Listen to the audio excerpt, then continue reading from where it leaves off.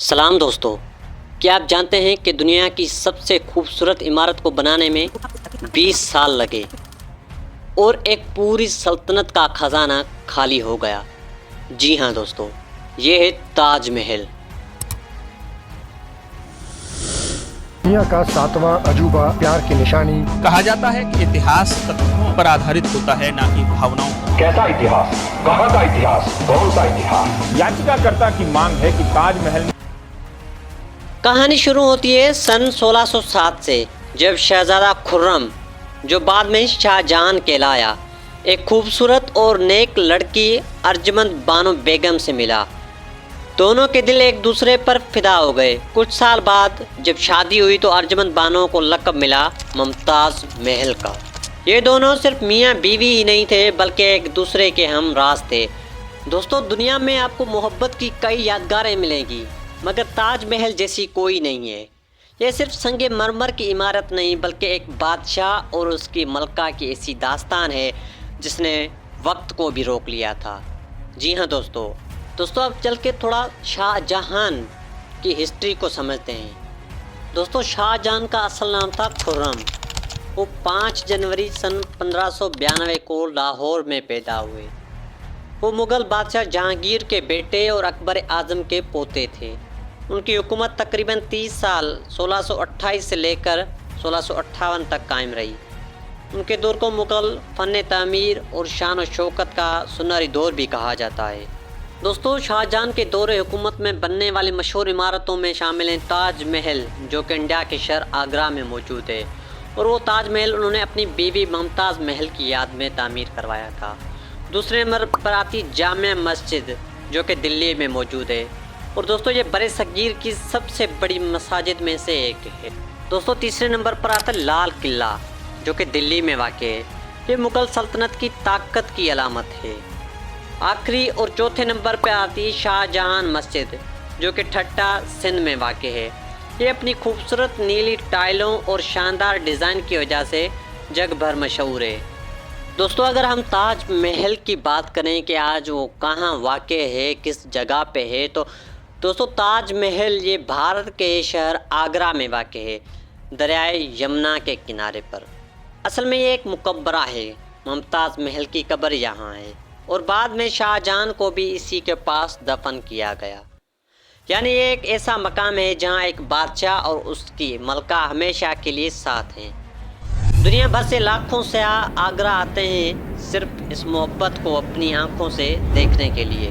1632 میں تاج محل کی تعمیر شروع ہوئی، اور 1653 میں 1653 میں یہ مکمل ہوا، جس میں تقریباً 21 سال لگے۔ اس پورے عرصے میں ہزاروں کاریگر لگاتار محنت کرتے رہے تاکہ یہ خواب حقیقت بن سکے۔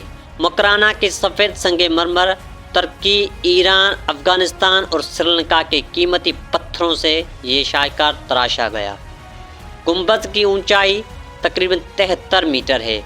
اس میں ٹوٹل 4 مینار اس محل کو قدرتی آفات سے محفوظ رکھتے ہیں، اور دیواروں پر قرآن کی آیات کے خطاطی روح کو راحت دیتی ہے۔ استاد احمد لاہوری اس کے مرکزی معمار تھے، جنہوں نے شاہ جہاں کے خواب کو حقیقت میں بدلا۔ ناظرین، اگر ہم تاج محل کے ایریا کی بات کریں تو تاج محل کل 42 ایکڑ زمین پر تعمیر کیا گیا ہے۔ اس میں سے تقریباً 17 ایکڑ پر اصل کمپلیکس ہے، جس میں مرکزی مقبرہ، مسجد، مہمان خانہ اور باغ شامل ہیں۔ مرکزی باغ کو 4 حصوں میں تقسیم کیا گیا ہے، جسے 4 باغ بھی کہا جاتا ہے۔ یہ اسلامی طرز تعمیر کی علامت ہے۔ مقبرے کے سامنے دریائے جمنا بہتا ہے، جس نے اس عمارت کی خوبصورتی کو دوگنا کر دیا ہے۔ دوستو، صبح کے وقت جب سورج کی پہلی کرنیں آسمان پر ابھرتی ہیں تو تاج محل ہلکی سنہری اور گلابی روشنی میں نہا جاتا ہے۔ ایسا لگتا ہے جیسے یہ محبت کی کہانی کا نیا آغاز ہو رہا ہو۔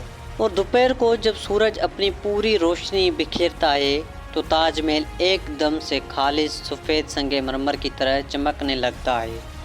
یوں لگتا ہے جیسے برف کا کوئی پہاڑ سورج کے نیچے جگمگا رہا ہو۔ یہ وقت تاج محل کی اصل شان و عظمت کو دکھاتا ہے۔ اور دوستوں شام کے وقت جب سورج ڈھلنے لگتا ہے تو آسمان کی سنہری، نارنجی اور سرخ رنگ تاج محل پر بکھر جاتے ہیں۔